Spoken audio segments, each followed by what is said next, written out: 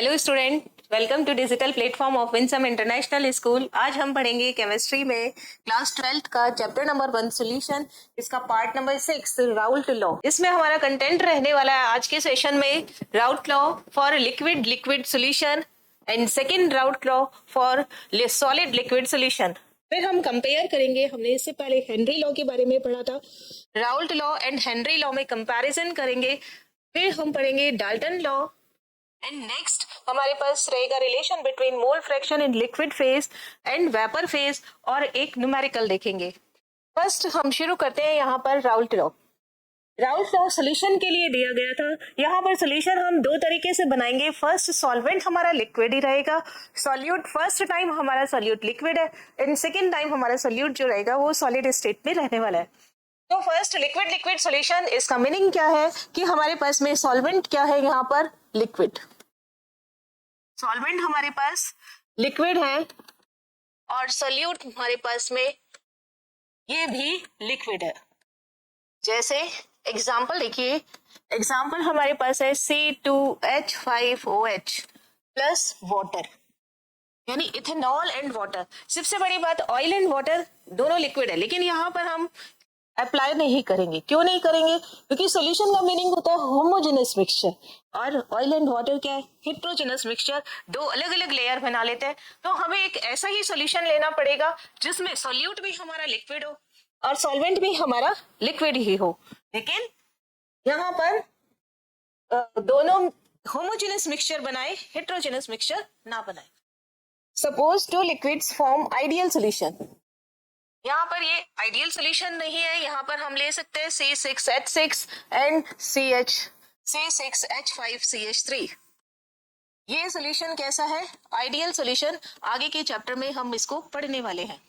Ideal binary solution then according to Raoult law partial pressure of each volatile component is directly proportional to their mole fraction. क्या कहना चाह रहा है ये कि हमारे पास में कोई लिक्विड सॉल्यूशन है, लिक्विड सॉल्यूशन में पार्शियल प्रेशर जो होता है वो यहाँ पर ये ए लिक्विड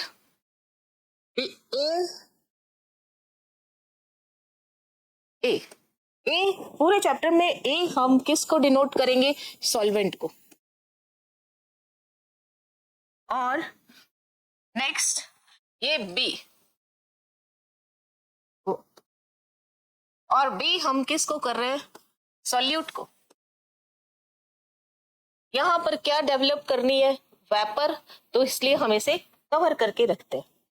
क्या कहता है कि ये लॉ हमें क्या बताता है कि ए का वेपर प्रेशर वेपर में कन्वर्ट हो गया ए, ये यहाँ पर वेपर फेज है। इसी तरीके से बी भी वेपर फेज में कन्वर्ट हो गया, वेपर बन गई। मीन्स ये कौन सा फेज है आपके पास में? वेपर फेज, गैस बन रही है। और यहाँ नीचे कौन सा फेज है? Liquid phase. ये कौन सा है? Liquid phase. अब गैस मोल, ये क्या कहता है? आइडियल सॉल्यूशन होना चाहिए। आइडियल सॉल्यूशन वो होता है जिसमें ए और बी में कोई इंटरेक्शन नहीं होता है। बी ना तो एसोसिएट होता है ना ही डिसोसिएट होता है। मीन्स इसका अपना वेपर प्रेशर होगा ए का और बी का अपना वेपर प्रेशर होगा। यहाँ पर ये क्या बताता है? मान लेते हैं इसका मोल फ्रैक्शन XA है और जो ब्लू कलर का उसको ब्लू से ही लिख देते हैं। इसका मोल फ्रैक्शन XA है और बी का मोल फ्रैक्शन क्या है? XB। कौन सी फेज में? ये लिक्विड फेज में। और इससे क्या बन गया? वेपर। वेपर बना तो इसका प्रेशर, ए का प्रेशर क्या होगा? PA, और बी का प्रेशर क्या होगा? PB। ये PB, इस बी का प्रेशर, और ए का प्रेशर आपके पास क्या रहने वाला है? PA। तो यहाँ पर राउल्ट लॉ क्या कहता है कि इनका जो वेपर प्रेशर है वो डायरेक्टली प्रोपोर्शनल टू XA।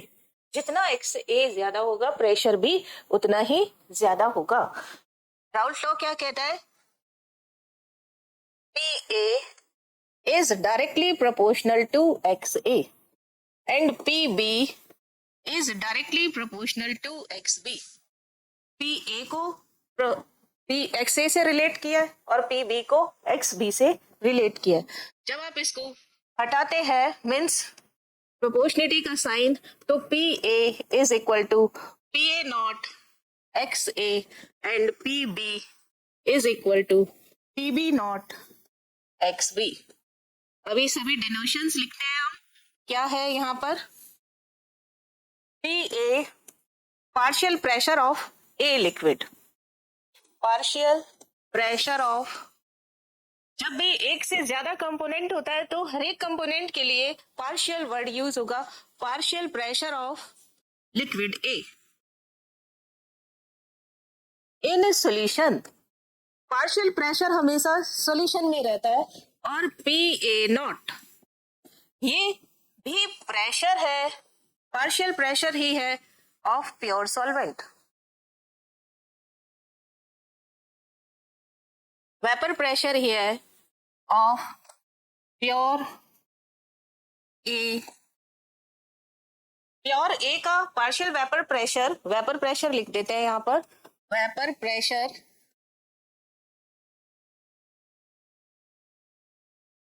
इसको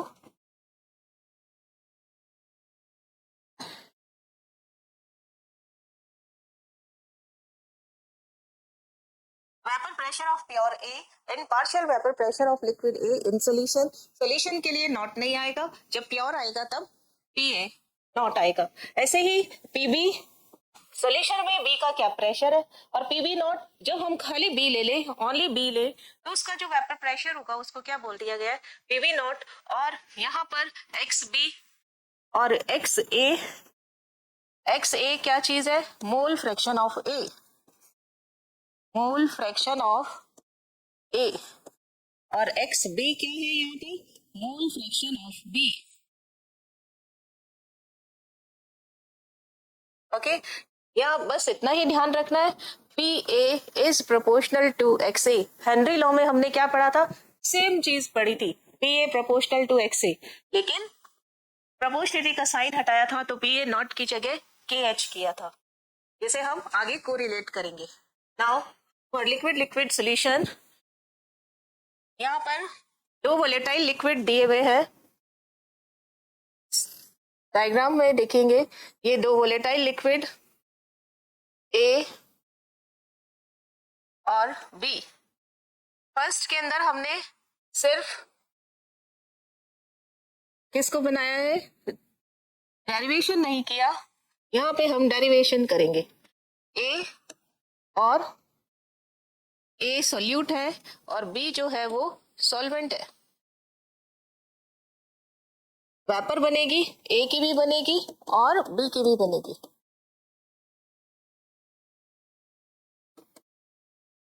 तो ये क्या हो गया हमारे पास में? Vapour phase. और ये क्या हो गया? Liquid phase. और बी क्या हो गया यहाँ पर? सॉल्यूट। डेरिवेशन करने के लिए देखिए, suppose two volatile liquid form ideal binary solution, then according to Raoult law partial pressure of each volatile component is directly proportional to their mole fraction. अगर पार्शियल प्रेशर लिक्विड का क्या है? Partial pressure of liquid A P A in solution,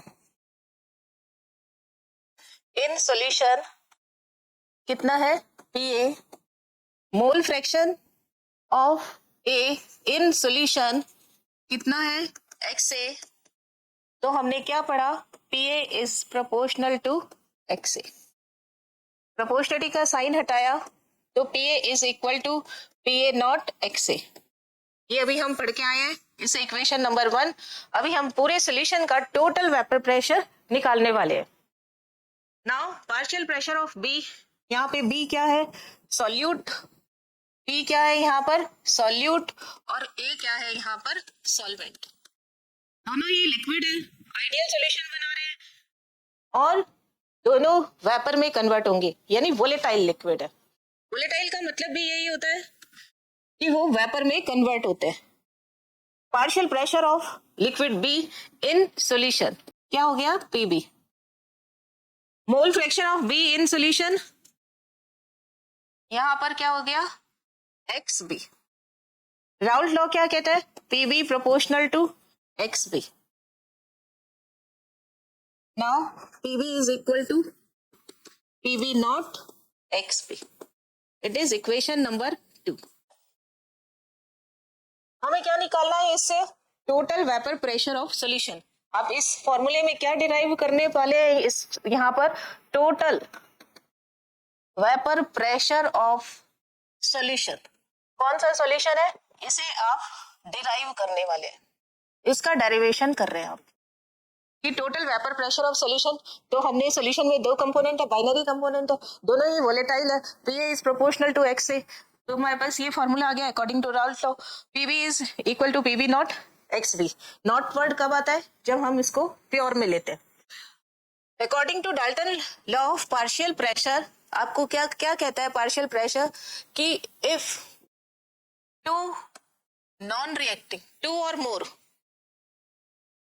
non reacting gases हो, non reacting gases हो, तो total pressure जो होता है equal to pressure of partial pressure of each gas of gases. Addition of partial pressure of gases, addition of partial pressure of gases,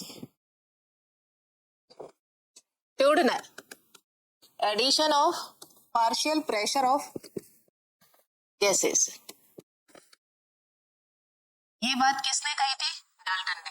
यानी यहाँ पर solution का प्रेशर पीएस, पीछे देखिए दो तरीके की गैस बन रही है, एक ए बन रहा है और एक बी बन रहा है।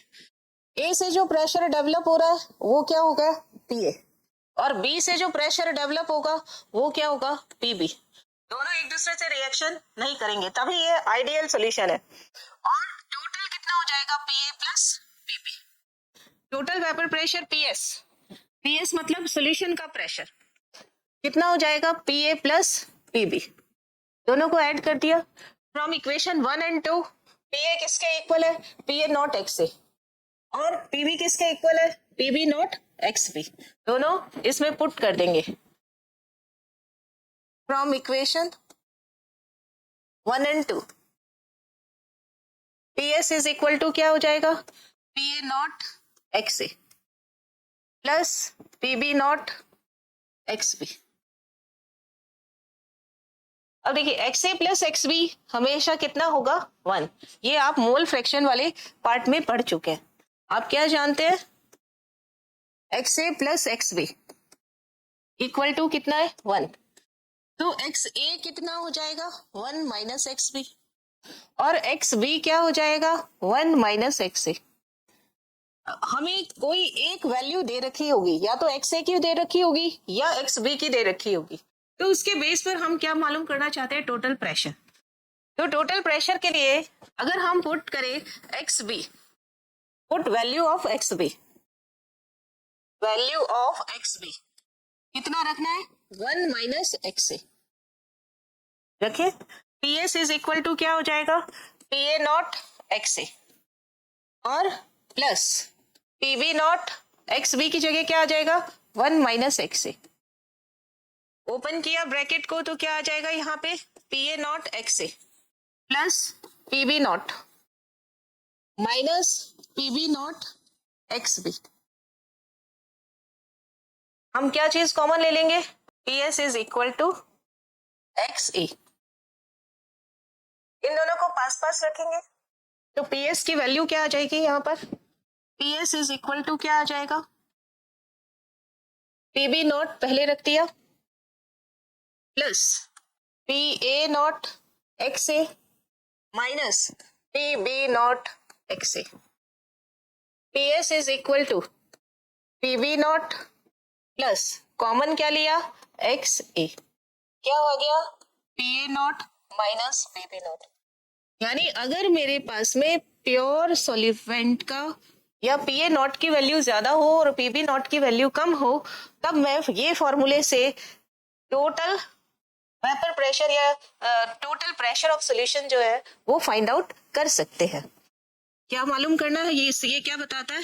When P B naught P A naught greater than P B naught, then total vapour pressure of solution, vapour pressure of solution किससे रिप्रेजेंट कर रहे हैं हम यहाँ पर? PS से। Is calculated by equation number 2 पीछे तक हो गया था, इक्वेशन नंबर 3 इसे नाम देंगे और इक्वेशन नंबर 4 इसे नाम देंगे।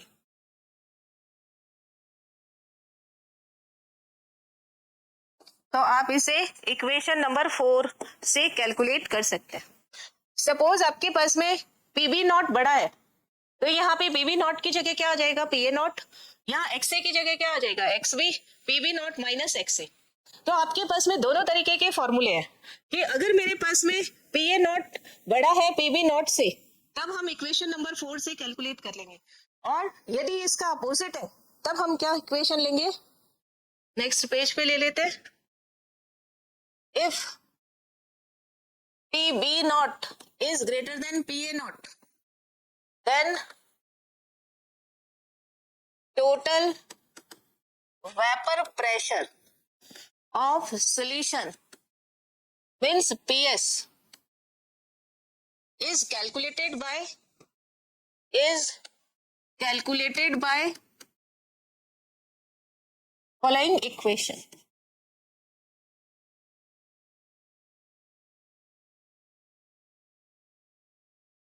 क्या इक्वेशन है? देखिए, पीएस कैलकुलेट करके भी कर सकते हैं हम, लेकिन एक ही फॉर्मूला अगर आपको लर्न है तो आप उसे दोनों तरह से कर सकते हैं। P S is equal to P B naught की जगह क्या लिखेंगे आप? P A not.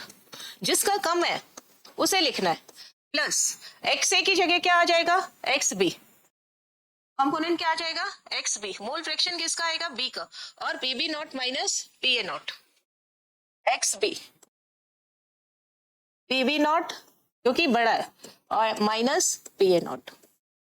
इस तरह से हम किसी भी सॉल्यूशन का, अगर मुझे पीए नॉट मालूम है, पीबी नॉट मालूम है, एक्सबी मालूम है, तो पीएस की वैल्यू फाइंड आउट की जा सकती है।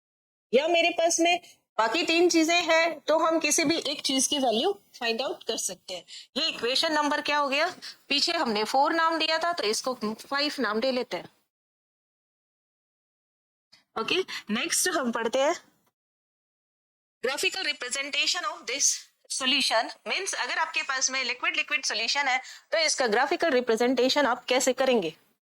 Graphical representation of liquid solution.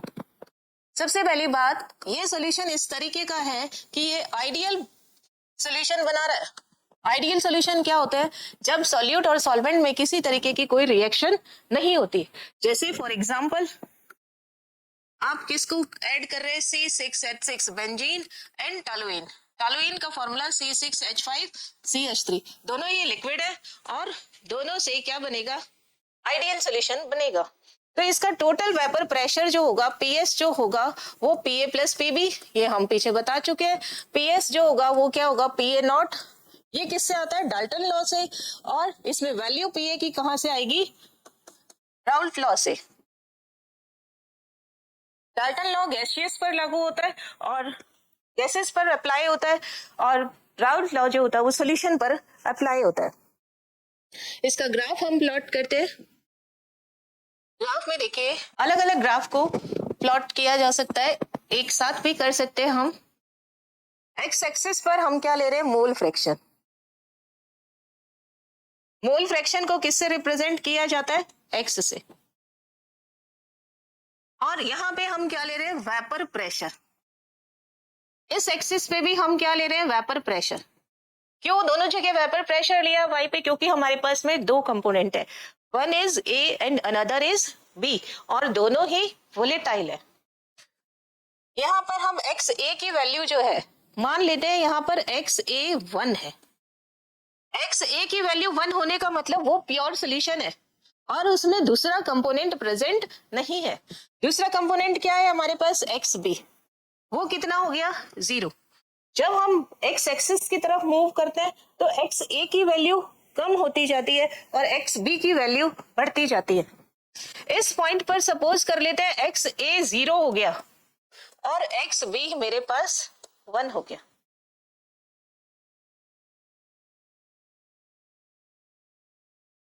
हमारे पास क्या सोल्यूशन है, P A is equal to, देखो P A is equal to P A not x A. Linear equation कल हेनरी लॉ में भी बताया था, यहाँ पे दोबारा बताते, linear equation y is equal to M x plus c. यहाँ पर y एक्सिस होती है, x एक्सिस होती है, x एक्सिस पे हमने क्या लिया है, एक्स ए, y एक्सिस पे हमने क्या लिया है, पी ए, और इंटरसेप्ट यानी प्लस के आगे कुछ नहीं है, इट मीन्स यहाँ पे इंटरसेप्ट कितना है, 0। आपके पास यहाँ पर कौन आ गया, पी ए, और यहाँ पे कौन है, m की जगह क्या लिया, पी ए नॉट, और यहाँ पे कौन आ गया, एक्स ए। एक्स एक्सिस पे आपने क्या लिया, एक्स ए। जब एक्स ए की वैल्यू 1 है मीन्स यहाँ पर, तब पी ए नॉट और पी ए दोनों इक्वल हो जाएंगे, यानी इस जगह किसका वेपर प्रेशर आने वाला है, पी ए नॉट। अब ये मैं इमेजिन कर लेती हूँ, लेट कर लेती हूँ कि पी ए नॉट बड़ा है और पी बी नॉट छोटा है, ये मैंने इमेजिन किया है, माना है। इसी तरीके से हम पी कंपोनेंट जब प्योर है तब उसके लिए क्या रिप्रेजेंटेशन आएगा, देखिए P B is equal to P B not x B. वही लीनियर इक्वेशन, पहले इसको बना लेते हैं हम, हमारे पास में क्या आ जाएगा, एक्स ए की वैल्यू, पहले इसको कंप्लीट कर लेते हैं।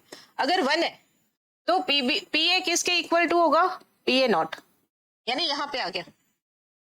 सेकेंड हमारे पास क्या है, एक्स ए की वैल्यू 0 है, मीन्स यहां पर एक्स ए की वैल्यू 0 है, तो पी ए क्या आ जाएगा, इसी को भी 0 से मल्टीप्लाई करेंगे तो 0 आ जाएगा।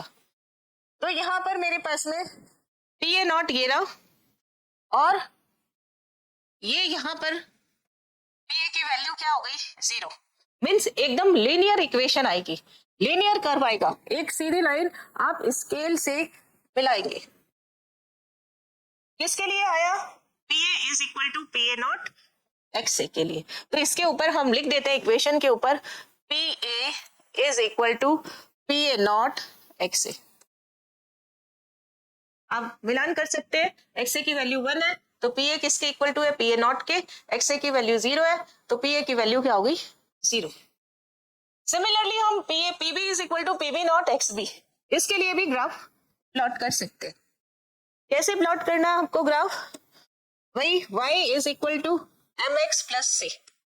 इस इक्वेशन में c की वैल्यू कितनी है नहीं, प्लस में कुछ है नहीं, तो c कितना हो गया, 0। y एक्सिस पे pb, और स्लोप जो होगा वो क्या होगा, pb नॉट। x एक्सिस पे आपने क्या रखा है, xb, मोल फ्रैक्शन। तो इट मीन्स आपके पास में यहाँ इक्वेशन क्या आ जाएगी, ये pb, ये तो बता ही दिया है। अगर xa की वैल्यू यहाँ पर xb की वैल्यू 1 है, फर्स्ट कंडीशन, तो xb की वैल्यू 1 रखते ही pb किसके इक्वल हो जाएगा, pb नॉट के। xb की वैल्यू 1 कहाँ है, यहाँ पर, तो यहाँ पर अब हमने क्या इमेजिन किया, P A naught greater than P B naught, तो ये पी बी नॉट इससे कम हो गया, तो ये वैल्यू किसकी आ गई, पी बी नॉट की। नाउ नेक्स्ट सेकेंड हमारे पास क्या है, एक्स बी की वैल्यू 0 है। जब एक्स बी की वैल्यू 0 है तो पी बी भी कितना हो जाएगा, 0, मीन्स यहां पे आ जाएगा। अगर आप इन दोनों लाइंस को सीधे स्केल से मैच करना है इसको, ये इक्वेशन है, तो यहां पर ये इक्वेशन किसके लिए आई है, P B is equal to P B not x B. ये तो सेपरेट कंपोनेंट्स के लिए इक्वेशन आ गई। अब हमने इन दोनों इक्वेशन को ऐड कर दिया, ऐड करने पर जो आएगा वो सोल्यूशन की आपके पास इक्वेशन आएगी, ये दोनों को ऐड करना है, ये लो। तो ये किसके लिए आएगा, P S is equal to P A plus P B. Linear equation है, यहां से सीधा स्केल से, यहां से भी सीधा स्केल से, और दोनों को मिलाना है तो वो भी सीधा स्केल से ही मिलान करना है। It is graphical representation of liquid solution, condition ideal solution है। और आइडियल सॉल्यूशन क्या होते हैं, जो आपस में नॉन रिएक्टिंग होते हैं। एग्जाम्पल हमने एक यहाँ लिखा है, रिमेनिंग एग्जाम्पल हम इससे आगे जब क्लासिफिकेशन ऑफ सॉल्यूशन पढ़ेंगे अकॉर्डिंग टू राउल्ट लॉ उसमें पढ़ने वाले हैं। Now for solid liquid solution, यानी राउल्ट लॉ आपने फर्स्ट टाइम किसके लिए पढ़ लिया है? लिक्विड सॉल्यूशन के लिए। अब सेकेंड टाइम आप किसके लिए पढ़ रहे हैं? फॉर्मूला डिराइव कर रहे हैं सॉलिड लिक्विड सॉल्यूशन के लिए। इट मीन्स यहां पर आपके पास सॉल्यूट कौन सा है? सॉलिड। और सॉल्वेंट क्या है यहां पर? लिक्विड।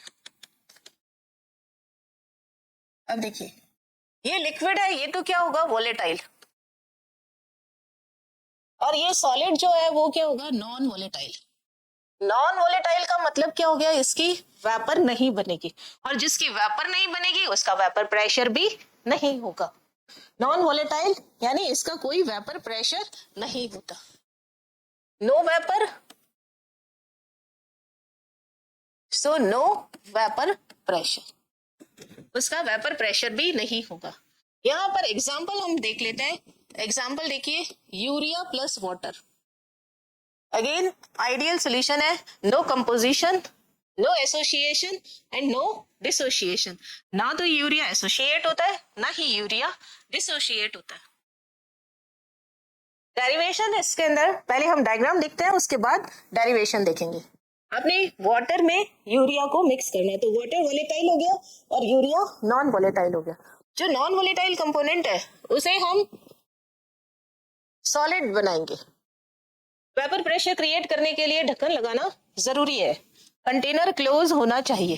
ये लिक्विड की सरफेस, और वेपर प्रेशर एक सरफेस फिनोमिना है। यहां पर सॉल्वेंट के लिए ए, यहां पर भी सॉल्वेंट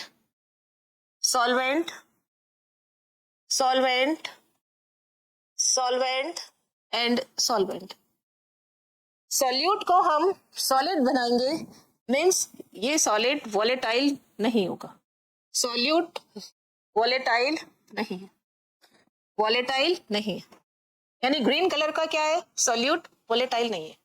ओनली वेपर किसकी बनेगी? ए की बनेगी। ए की कोई वेपर नहीं बनेगी। लिख देते हैं हम यहाँ पर, ए हमारे पास नीचे लिखते हैं। ए क्या चीज है हमारे पास में? सॉल्वेंट है। इसकी क्या बनेगी? वोलेटाइल सॉल्वेंट है, यानी वेपर बनेगी, क्रिएट वेपर। और जिसकी वेपर बनेगी उसका वेपर प्रेशर भी होगा। नाउ नेक्स्ट देखते हैं, पी क्या है? Non volatile solute.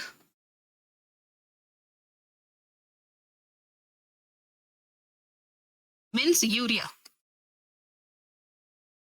अब बताइए vapour pressure normal vapour pressure से कम होगा या ज्यादा? वेपर ओनली किसकी है? ये वेपर फेज ओनली कौन एग्जर्ट करेगा? ये लिक्विड फेज ओनली ए वेपर प्रेशर क्रिएट करेगा। तो देखो क्या हो गया? कम। इसलिए अगर सॉलिड हमारे पास नॉन वोलेटाइल है या नॉन वोलेटाइल सोल्यूट ऐड करते हैं तो सॉल्यूशन का वेपर प्रेशर जो होता है वो कम हो जाता है। ये डायग्राम, इसका जो वेपर प्रेशर होगा पी ए, और कितना प्रेशर क्रिएट करेगा? P A vapour pressure create करेगा। हम क्या फॉर्मूला डिराइव करना चाह रहे हैं? डेरिवेशन किसके लिए? कि अगर किसी लिक्विड में नॉन वोलेटाइल सोल्यूट ऐड कर देते हैं तो टोटल वेपर प्रेशर कितना होगा। Now derivation for vapour pressure of solution, ये डेरिवेशन आप कर रहे हैं अकॉर्डिंग टू डाल्टन लॉ। आपके पास में Dalton law, P is equal to PA plus PB, partial vapour pressure of A and partial vapour pressure of B। अब PB तो होगा नहीं, PB तो क्या हो गया? जीरो, क्योंकि यहाँ पे क्या है? नॉन वोलेटाइल है, तो PB मेरे पास कितना हो गया? जीरो। और इसका वेपर प्रेशर कितना हो गया? PA। तो P इज इक्वल टू, ये P क्या है यहाँ पे? सोल्यूशन का P यानी PS इज इक्वल टू क्या हो गया? PA। अब according to Raoult law, Raoult साहब क्या कहते हैं कि vapour pressure of each component in solution is equal to vapor pressure of that component in liquid is pure liquid and their mole fraction. PV तो है नहीं, तो पीएस की वैल्यू क्या हो जाएगी यहाँ पर? आपको मालूम है एक्स ए किसके इक्वल होता है? Plus x B equal to 1. X A की वैल्यू क्या हो गई? 1 माइनस एक्स बी. तो यहाँ पर क्या आ जाएगा? P A not. पीएस की वैल्यू क्या आ गई यहाँ पर? P A not and 1 minus xb.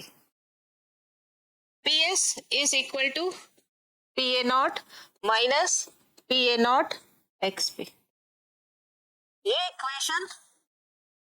ये इक्वेशन नंबर 1, इक्वेशन नंबर 2.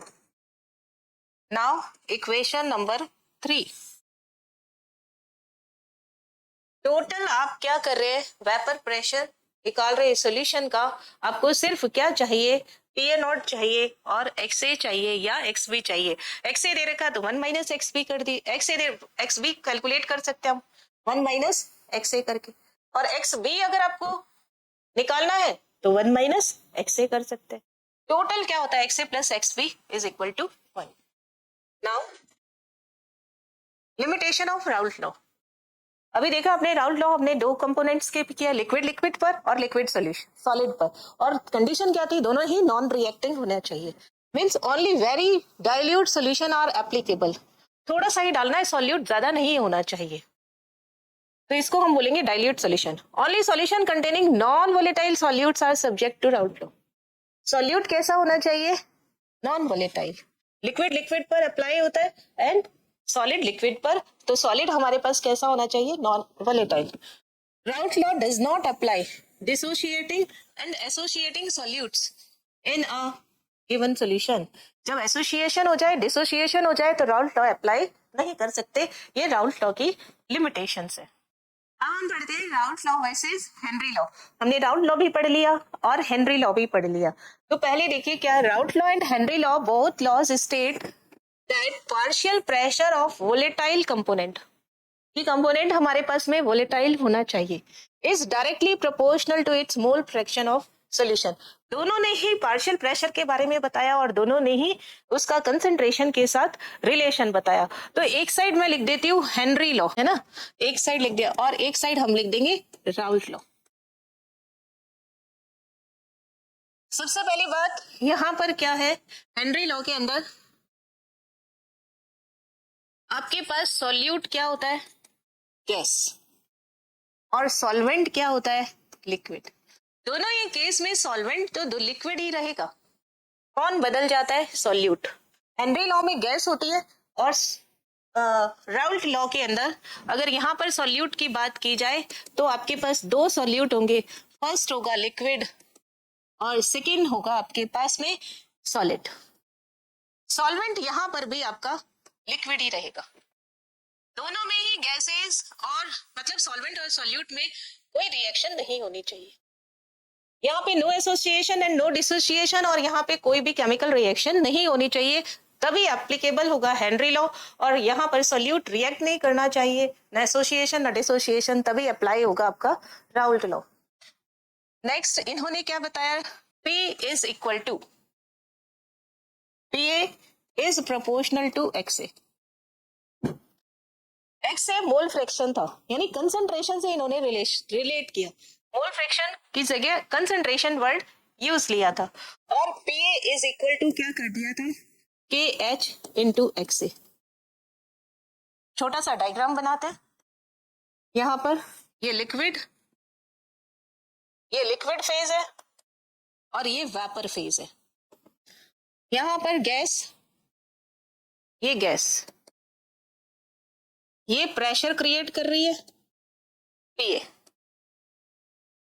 और इसका मोल फ्रैक्शन क्या है? XA.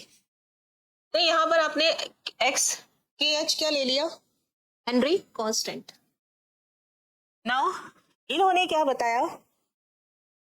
PA is equal to PA naught. पहले प्रोपोर्शनल का कर लेते हैं. PA proportional to PA naught XA. अरे फिर गलत लिख दिया मैंने। PA is equal to is proportional to XA। Now PA is equal to क्या हो गया, PA नॉट XA। सेम चीज यहाँ पर भी यही है। तो यहाँ पे जो सोल्यूशन लिया है वो यहाँ पे तो क्या है, ये गैस है, ये क्या है, गैस। यहाँ पर आपके पास क्या है, सोल्यूशन है। तो वेपर जो क्रिएट हो रही है वो किसकी हो रही है, लिक्विड की। सॉलिड तो वेपर क्रिएट करता नहीं, तो यहाँ पर सॉल्वेंट हमारे पास में तो लिक्विड ही रहेगा, और सोल्यूट जो होगा वो भी अगर लिक्विड भी है या फिर सॉलिड हो सकता है ना, या तो वो लिक्विड होगा या वो सॉलिड होगा। अगर लिक्विड होगा तो उसकी वेपर बनेगी, अगर सॉलिड होगा तो उसकी वेपर नहीं बनेगी। तो PA मींस A की तो बनेगी ही बनेगी, वो यहाँ पर क्या क्रिएट करेगा, प्रेशर। और अगर B लिक्विड होगा तो प्रेशर क्रिएट करेगा, अदरवाइज नहीं करेगा। तो यहाँ पर क्या हो गया, PA is equal to PA naught XA। It means Raoult law becomes a special case of Henry law, कि जब KH की वैल्यू इक्वल हो जाए किसके, PA नॉट, क्योंकि PA नॉट तो हर चीज का फिक्स होता है, हर लिक्विड का PA नॉट वेपर प्रेशर जो होगा वो फिक्स होता है। KH की वैल्यू टेम्परेचर के साथ में चेंज होती है और PA नॉट भी टेम्परेचर के साथ चेंज होता है। मींस KH की वैल्यू जब PA नॉट के इक्वल हो जाए तब हेनरी लॉ और राउल्ट लॉ इक्वल हो जाता है, यानी KH equal to PA not, then Henry law equals to Raoult law.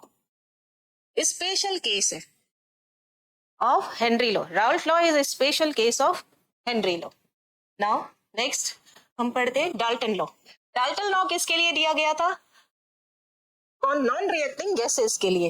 Means अगर आपके पास में एक कंटेनर के अंदर, एक कंटेनर में गैसेस फिल है, non reacting gases, non reacting gases मतलब ए सब गैस है, मिक्सचर ऑफ गैस। इसी तरीके से यहाँ पर B गैस है, B के मान लेते हैं 3 मोल है। इसी तरीके से यहाँ पे C भी गैस है 1 2, और D भी गैस है, D का कितना है 1 मोल है। सभी गैसियस मिक्सचर है, ये क्या है, mixture of non reacting gases. और आप देखिए वेपर प्रेशर में भी ऊपर क्या मिल रहा है, गैसेस का मिक्सचर मिल रहा है, और वो भी आपस में रिएक्ट नहीं करती है, इसलिए हम डाल्टन लॉ इस पे अप्लाई कर सकते हैं। तो ये क्या कहते हैं डाल्टन, कि टोटल प्रेशर जो है PS वो किसके इक्वल होगा, PA के एंड PB के एंड PC के एंड PD के। मतलब A ने कितना वेपर प्रेशर क्रिएट किया, A ने कितना वेपर प्रेशर क्रिएट किया, C ने कितना वेपर प्रेशर क्रिएट किया, और D ने कितना वेपर प्रेशर क्रिएट किया। Dalton law of partial pressure state, Dalton law ने क्या दिया था, partial pressure of gases, that total pressure of mixture of gases is sum of partial pressure of its components. तो PS is equal to PA plus PB plus PC plus PD। और एक बात और बताई उसने कि पार्शियल प्रेशर, ये क्या है, partial pressure of A gas है ना। ऐसे ही PB क्या आ जाएगा, partial pressure of B gas, PC partial pressure of C gas, and PD partial pressure of D gas. Dalton ने बहुत ही इंपॉर्टेंट रिलेशन दिया था गैसेस के लिए कि PA प्रोपोर्शनल टू YA है ना, PA is equal to total pressure PT and YA। यहाँ पे हम PS ना लिख करके PT लिख देते हैं, क्योंकि PS तो हमने किसके लिए ले लिया था, सॉल्यूशन के लिए, तो यहाँ पे आप PT लिख दीजिए कि PA जो है वो PT एंड YA के। अब ये YA क्या होता है, YA यहाँ पर मोल फ्रैक्शन ऑफ वेपर में है, mole fraction of A gas. अब बताइए यहाँ पे मोल फ्रैक्शन निकाल सकते हैं आप, यहाँ पे YA कितना हो जाएगा, A कितने 1 2 3 4, और टोटल कितना 4 5 6 7 8 9 और 10, तो YA की वैल्यू कितनी हो जाएगी 0.4। इसी तरीके से पीबी मेरे पास कितना आएगा इज प्रोपोर्शनल टू YB, तो PB इज इक्वल टू क्या आ जाएगा PT YB। YB हम निकाल सकते हैं, YB की वैल्यू कितनी आ जाएगी यहाँ पर, YB मेरे पास कितना है 3, टोटल क्या है 10। सिमिलरली YC कितना हो जाएगा यहाँ पर, YC कितना है 2/10 एंड YD कितना हो जाएगा 1/10। YA YB मोल फ्रैक्शन किस में, गैस के अंदर, इसलिए हम दोनों को कंपेयर कर सकते हैं, डाल्टन लॉ को और राउल्ट लॉ को। It is next relation between mole fraction in liquid phase and vapour phase. आपको क्या बताना है, यहां पर लिखिए ये कंटेनर, ये लिक्विड फेज है एंड लिक्विड फेज है and it is vapour phase. यहाँ पे लिक्विड कंपोनेंट हमारे पास दो थे, ए और बी। बी को दूसरे कलर से ही बना लेंगे, पहले ए ही बना लेते हैं टोटल। ये A, it is a only surface का इसलिए बना दे क्योंकि वेपर प्रेशर जो होता है वो सरफेस फिनोमिना होता है, सिर्फ सरफेस पर जितने मॉलिक्यूल्स होते हैं वो ही क्रिएट कर सकते हैं। और बी, ये बी क्या है यहाँ पे solute, it is B. Now vapour pressure create किया, ए ने वेपर प्रेशर कितना क्रिएट किया PA, और बी ने वेपर प्रेशर कितना क्रिएट किया PB। इसने कितना प्रेशर क्रिएट किया, वोलेटाइल ही मान लेते हैं, सारे गैस बना रहे हैं, मीन्स यहां पर सबकी क्या बन जाती है गैस। ये वेपर फेज है, इट मीन्स इसने क्या बना लिया गैस। और वेपर प्रेशर कब मेजर करते हैं हम, जब कंडेंसेशन एंड वेपोराइजेशन दोनों ही इक्विलिब्रियम में होते। यहां पर मेरे पास में मोल फ्रैक्शन अलग होगा, एक्स ए का मोल फ्रैक्शन और एक्स बी का मोल फ्रैक्शन। राउल्ट लॉ जो दिया गया था इस PA और XA और XB में रिलेशन था। डाल्टन लॉ सिर्फ गैसेस पर अप्लाई होता है, यहां पर इसका mole fraction YA and YB means PA and PB same होगा, वेपर में ही होगा, लेकिन मोल फ्रैक्शन राउल्ट लॉ ने क्या लिया था XA and XB in liquid phase and YA, सिर्फ डिनोशन का फर्क है, चीज सेम ही है मोल फ्रैक्शन की, इसलिए हम डाल्टन लॉ और राउल्ट लॉ को कंपेयर कर सकते हैं। क्या लिखा, Raoult law deals with vapor pressure of solid or liquid, whereas Dalton law deals with the partial pressure of non-reacting gases। यहाँ पे सिर्फ गैस है इसलिए हम गैस की बात कर रहे हैं, यहाँ पे लिक्विड है इसलिए XA एंड XB से डिनोट किया है, तो यहाँ हम लेंगे राउल्ट लॉ और यहाँ हम लेंगे डाल्टन लॉ। राउल्ट लॉ क्या कहता है, PA is equal to PA not XA और PB is equal to PB not XB। Dalton क्या कहता है, PA is equal to PT and YA, PB is equal to PT YB। Equation number 1, equation number 2, equation number 3 and equation number 4 compare करते हैं। अब PA बराबर है, यानी ये दोनों साइड क्या हो जाएंगे बराबर। इक्वेशन 1 एंड 2 दोनों साइड PA है, means PA naught XA is equal to PT YB। YA यहां पर XA क्या है, mole fraction of A, mole fraction of A in liquid phase. Mole fraction वैसे ही निकालते हो, कंपोनेंट का मोल अपॉन टोटल मोल। और YA mole fraction of A in vapour phase. Similarly PB किसके इक्वल है, इस PB के, तो आपके पास P B not x B is equal to क्या आ जाएगा, P T Y B. Equation 3 and 4, P B not x B is equal to क्या आ जाएगा, पी टी वाई बी। तो इस इक्वेशन से अगर आप निकालना चाहे तो टोटल प्रेशर निकाल सकते हैं, कैलकुलेट कर सकते हैं। P T is equal to क्या आ जाएगा, P B not x B upon Y B. X B liquid phase में मोल फ्रैक्शन है and Y B mole fraction of B in vapour phase, ये सिमिलर है। नाउ इक्वेशन देख लेते हैं last. If vapour pressure of pure A and pure B, जब भी pure आएगा तो मतलब पी ए नॉट और पी बी नॉट दे रखा है, कितना है 400 and 750 mm of Hg respectively, and total vapor pressure of solution is 600 mm of Hg. Calculate composition of each component in liquid and vapor phase. तो सबसे पहले ना हमारे पास XA है ना हमारे पास XB है, तो हमने यहाँ पर दोनों की वोलेटाइल है क्योंकि दोनों का प्रेशर दे रखा है। मीन्स आपके पास सोल्यूशन के अंदर ये सोल्यूशन, इस सोल्यूशन के अंदर A भी है और बी भी है, दोनों ही वेपर प्रेशर क्रिएट कर रहे हैं, मीन्स दोनों ही वोलेटाइल है। तो पीए कित अब ए नहीं रखा है लेकिन पीए प्लस पीबी दे रखा है, कितना दे रखा है यहाँ पर 600 mm of Hg।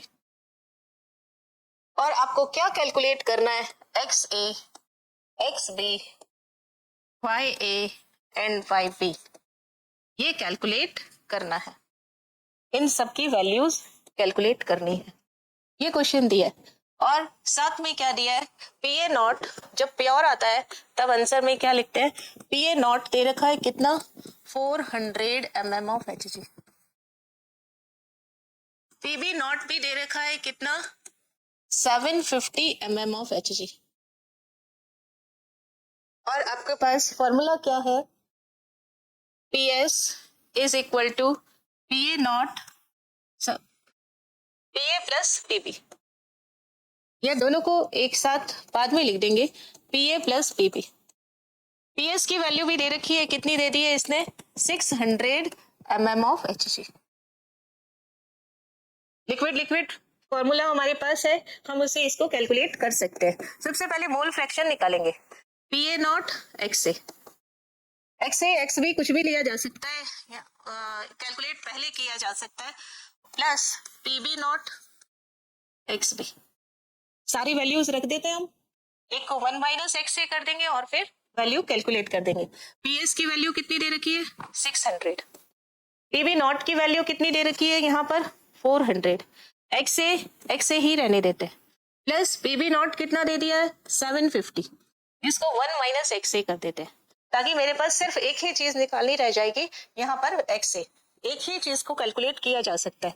Bracket open किया तो 600 is equal to 400 X A plus 750 minus 750 X A को एक साथ कर लेते हैं हम, कैसे करेंगे, 600 इस तरफ क्या आ जाएगा minus 750 is equal to 400 X A minus 750 X A.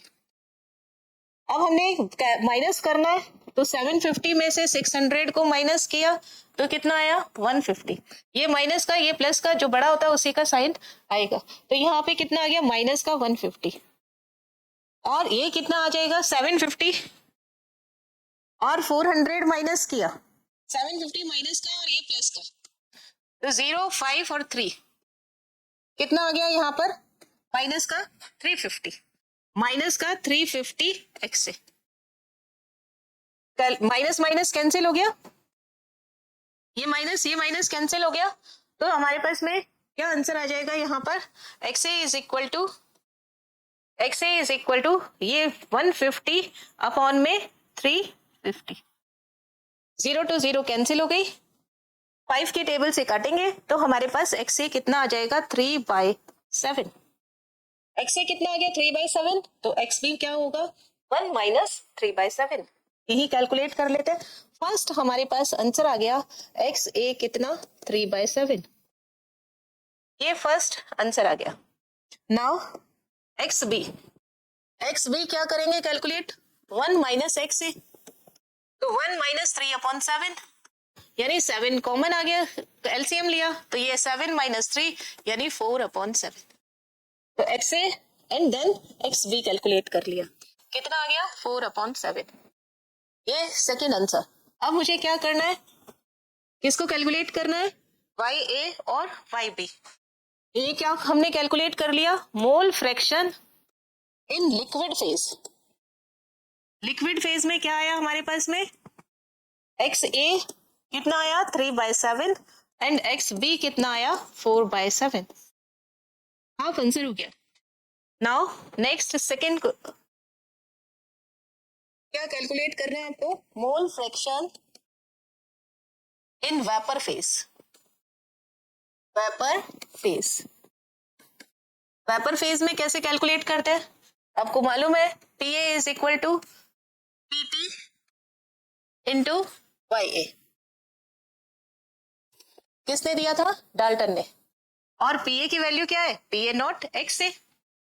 ये क्या होती है, P A not x A, ये किसने दिया था, राउल्ट ने। अब हमारे पास में सब चीजें, पी ए नॉट है, एक्स ए है, पी टी है और वाई ए है। तो क्या हो गया, पी ए नॉट देखिए क्वेश्चन में दे रखा है हमें, कितना दे रखा है 400। तो ये क्या हमने कर लिया 400 मल्टीप्लाई एक्स ए की वैल्यू कितनी है 3/7। पीटी कितना दे रखा है, सॉल्यूशन का हमारे पास कितना है, पीटी कहिए या पीएस कहिए, एक ही बात है 600। तो ये कितना हो गया 600। और यहाँ पर वाई ए कैलकुलेट कर लेंगे हम। तो Y A is equal to क्या हो गया, 600 को हम क्रॉस मल्टीप्लाई करेंगे तो 400/600 मल्टीप्लाई 3/20 से 20 कैंसिल। तो वाई ए की वैल्यू क्या हो गई 4 3 और ये कितना हो गया 2 1 2 मीन्स 2/7। और जब हमें वाई ए मालूम है तो वाई बी को मालूम कैलकुलेट किया जा सकता है 1 माइनस वाई ए। तो वाई बी कितना हो जाएगा 1 माइनस वाई ए। तो Y B is equal to 1 minus 2/7। 7 minus 2 means कितना आ जाएगा 5/7। इट मीन्स मेरे पास में वाई ए कितना आ गया 2/7 एंड वाई बी कितना आ गया 5/7। ये क्या है, mole fraction in vapour phase. Okay, ये चारों हमारे आंसर हो गए, 2 ये वाले और 2 ये वाले, है ना। राउल्ट लॉ को हमने डाल्टन लॉ से कंपेयर किया, राउल्ट लॉ को हेनरी लॉ से कंपेयर किया, डिफरेंट सॉल्यूशन में हमने राउल्ट लॉ कैलकुलेट किया। This is all about in this session. Next session में हम type of Raoult law solutions पढ़ेंगे, टाइप ऑफ सॉल्यूशन पढ़ेंगे on the basis of Raoult law और उसमें डिफरेंसेस देखेंगे। Thank you so much.